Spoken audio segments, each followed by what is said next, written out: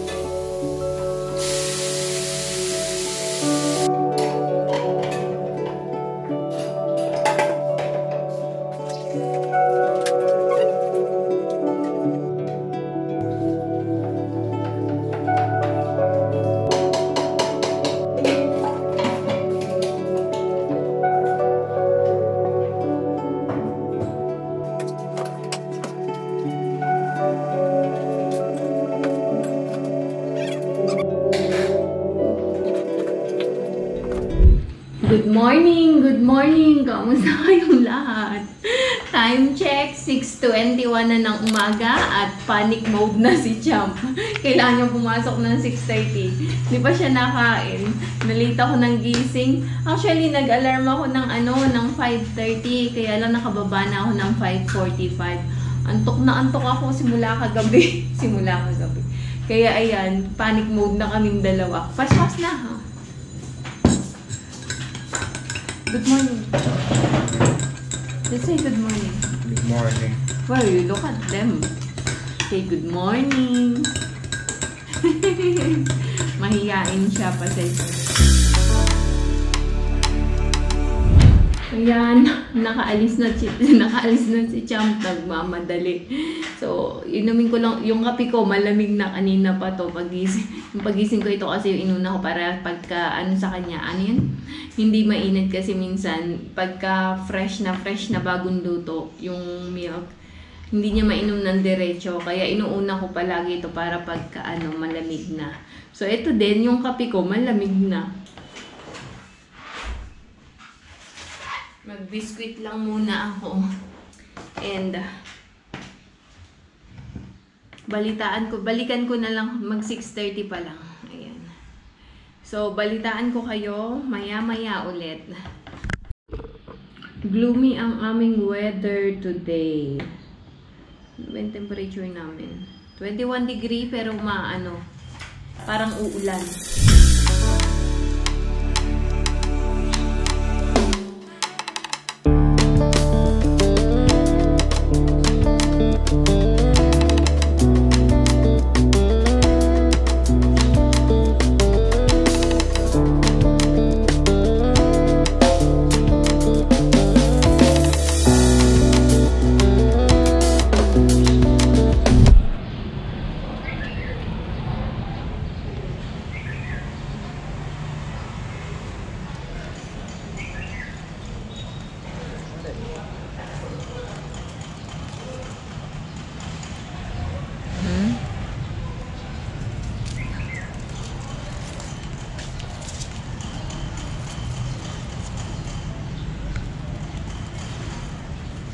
Overripe na.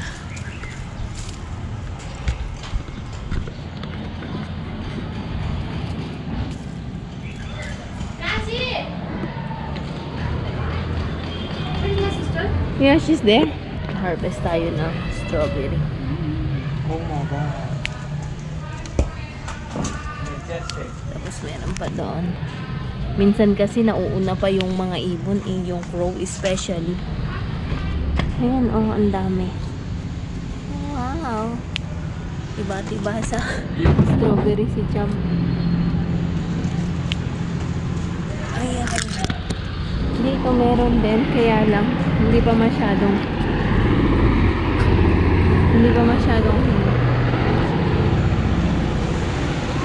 dito una-una yung ibon, sayang. I think okay na to. Ayan. Wash it properly, okay?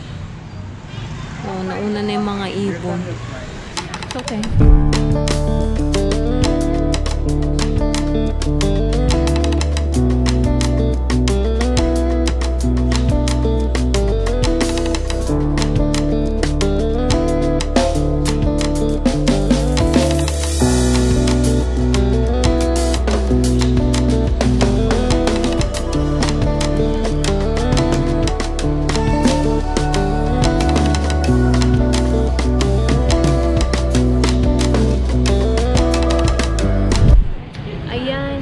Magandang gabi sa inyong lahat. Time check. Wait lang. 6:06 na ng gabi, pero maaraw pa rin. And after kanina, medyo sumama ang pakiramdam ko. Sobrang sakit ng ulo ko. So natulog lang ako and kababangon ko lang ngayon. Kaya ngayon pa lang ulit ako magi-start. Magko-continue ng aking vlog simula kaninang umaga na 5:50 or 5:30. Ayun. So, magdidilig lang ako konti-konti. Dilig lang and ano pa ba? Yung chikahan. Wala masyadong chikahan today. Bale.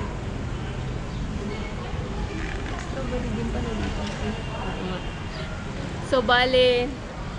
na ano yung attention.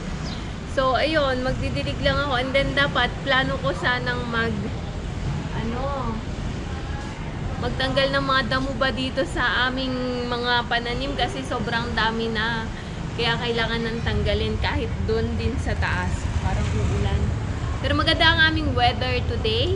And then, may ikukwento sana ako sa inyo. Simula pa nung lagi ko nakakalimutang ikwento sa inyo. Kasi nung wait lang. 2 days ago, diba, nung nagti kami dito banda ni Santos, may sinabi siya sa akin tungkol dun sa mga Sherpa, yung kaya lang, lagi ko naman nakakalimutang ikwento sa inyo. Share ko sa inyo some other time dahil ako yung magluluto na. So, iniisip ko ba ulit anong lulutuin kong dinner. And then, yun lang muna, magdidilig muna ako kasi kailangan ko na magluto din. So, dyan muna kayo, balikan ko kayo. Ang ganda ng bulaklak na to, oh. Ayan. There's still strawberry here, oh. Oh. Is it sweet? How is it? You dry your hair? Katatapos niya lang din maligo today. No, just now. Natural. Okay. So, ayan, maya naman ulit.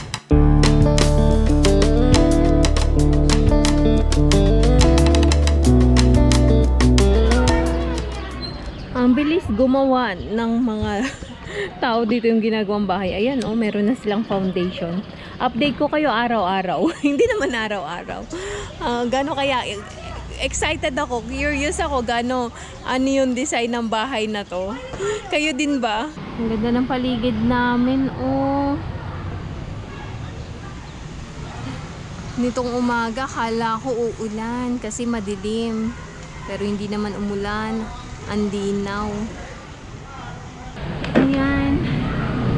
Ang ganda ng namin. Dito muna tayo. Magluluto sana ako. Kaya lang, 6 wala pala kaming anong tawag dito, sanggati sa baba. Kaya okay lang na malate ako medyo ng luto. Medyo. So, magluto ako maya-maya hanggat maganda ang weather kasi ang ganda ng paligid namin. So, gusto kong pakita sa inyo. Gusto kong i-share sa inyo kung gaano kaganda yung weather namin today. And then, ano pa ba? And konting chika-chika na din. malamig ang aming weather. Tapos, ayun nga, ano bang ichichika ko sa inyo? Mahaba kasi yung chika, yung kwento ni Santos tungkol dun sa mga sa mga Sherpa sa Mount Everest. So, ipanibagong vlog ko na lang yon. And ayun, so ayun, alam ko na ano yung chichika ko sa inyo. Nakaisip no? Hindi, ang tawag nito. Karamihan natutuwa ako sa mga comment nyo na supportive si Santos pagdating sa vlogging ko. So, yeah, yeah, sobrang supportive talaga ni Santos pagka nagbablog ako. Actually, sabihin ko sa inyo paano ako napunta sa vlogging. So, sino yung nag-encourage sa akin na mag-vlog and ano-ano yung mga reasons kung bakit ako nagbablog. So, ayan, inform ko sa inyo today. Share ko sa inyo today. Una sa lahat, even before pa, si Santos, mahilig talaga yan sa mga gadgets. Kahit nung nag-work pa kami sa UAE, ang lagi niyang, hindi siya mahilig sa pagkain, lagi niyang binibili sa mga gadgets. So, bibili siya ng video camera, bili siya ng, basta pagdating sa technical laptop, yung ganyan, dyan siya mahilig.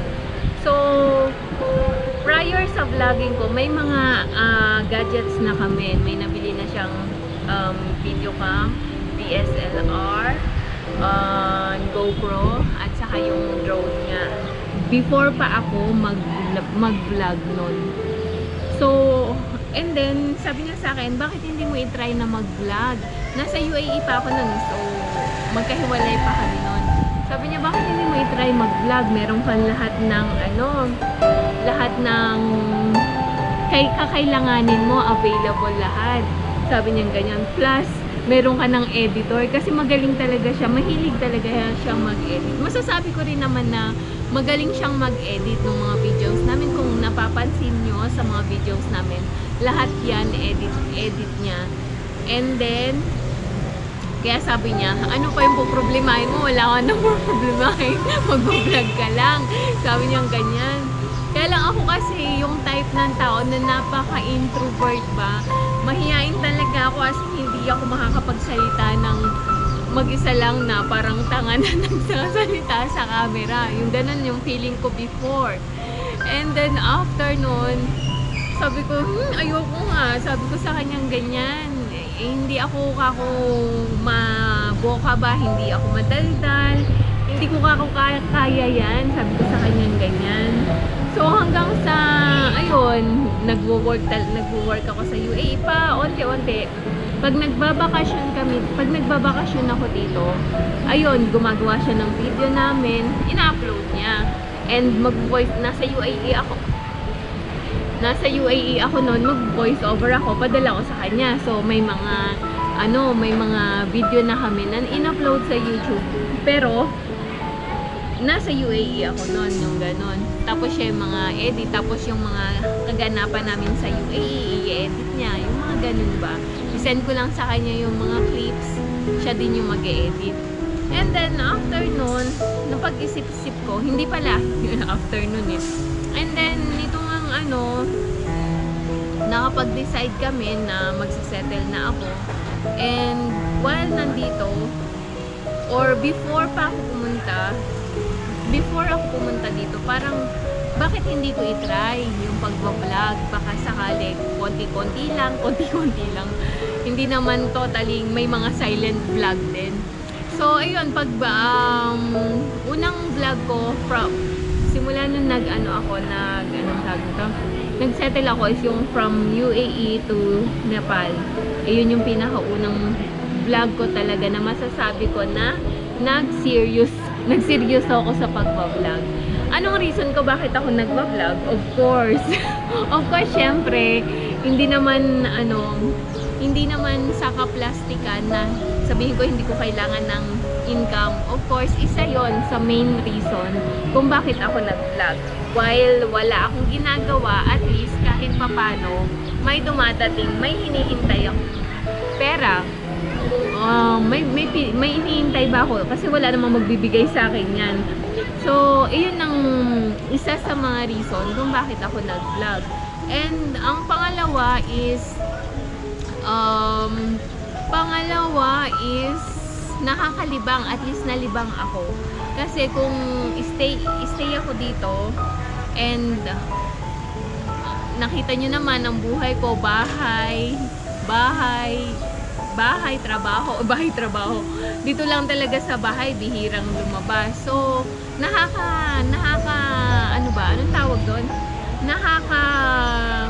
Nakakalibang din na mag-take ka ng mga videos, yung mga ipapakita ko sa inyo, may nakakausap ako. Nung mga unang vlogs ko, kaya nyo ba? Parang feeling ko, napaka-uncomfortable pa ako nun. Pero yun, hanggang sa nasanay na, may mga guys na din nila. Tsaka si Sandosh kasi yung type na talagang susuportahan ka niya hanggang sa makakaya niya. Ultimo, ituturo niya sa akin kung ano yung magandang anong tawag doon? Ano yung magandang shot, ano yung magandang view. May input siya. And hanggang sa tinuruan niya rin ako mag-edit. Ayun, kaya yes po, napaka-supportive niya talaga sa pag-vlogging ko. Kaya natutuwa ako sa mga comment nyo, natutuwa kayo sa kanya dahil supportive siya, sobra as in. Hanggang sa anong tawag nito, yung pag-edit talaga nasa passion niya na talaga yung pag-edit. Kaya wala sa passion niya yung pag-vlog. Ako yung in-encourage niyang mag-vlog. Ayun. And then, ano pa ba? Ayun lang, ang machichika ko sa inyo. Medyo maikli lang ang video na ito. Dahil, inano ko lang, anong tawag nito? Shinare ko lang sa inyo kung paano ko napunta dito sa pag-vlog at ano yung reason ko. Ayun, so bukas naman ulit ang chikahan. I-close ko na ang video na ito for today. May na-share ulit ako sa inyong little bit of me kahit papano. And ano pa ba? Ayun, so padilim na din naman, and hindi nakakayanin ng ating camera pag madilim na. Alam nyo, itong mga gadgets na to, tulad nga ng sabi ko sa inyo, before pa ako mag-vlog, available na to. Kumbaga, parang ako lang talaga yung hinintay kung ready na ako na mag-vlog. Ganon. Kasi lahat available, kumbaga lahat talaga meron na. Hindi ko na kailangang bilhin. Andiyan na, ni-ready niya na. Ang galing lang talaga ni Lord, siguro, dahil anong tawag nun? Ini-ready niya muna lahat bago ako maging ready.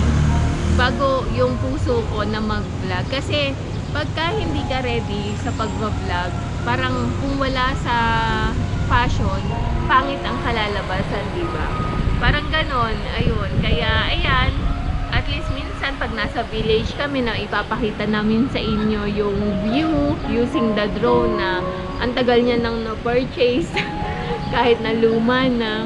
And yung DSLR niya, yung mga luma na lahat ng gadgets namin actually. So, ayun nga. So, close ko na ang video na ito for today. Maraming salamat sa patuloy nyo pong panonood ng aming mga videos. And kung may time po kayo, visit nyo rin yung mga luma-luma kong videos. So, ma-compare nyo po anong pagkakaiba, ganun. Hindi. And pag may time lang po kayo, try nyo din pong i-visit yung mga luma ko, yung before pa. And then, maraming salamat palagi sa time at effort na ibinibigay nyo sa amin every time.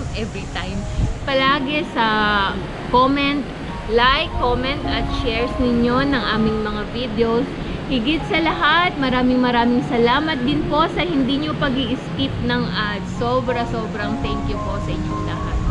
Sa mga bago po sa aming SL Nepal family at hindi pa nakasubscribe, baka naman po pwedeng pakiclick ang subscribe button below at ang notifications bell na din para updated kayo palagi sa aming mga bagong videos.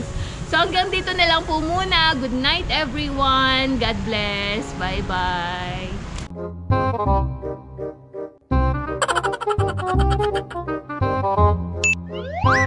Ginagawa mo.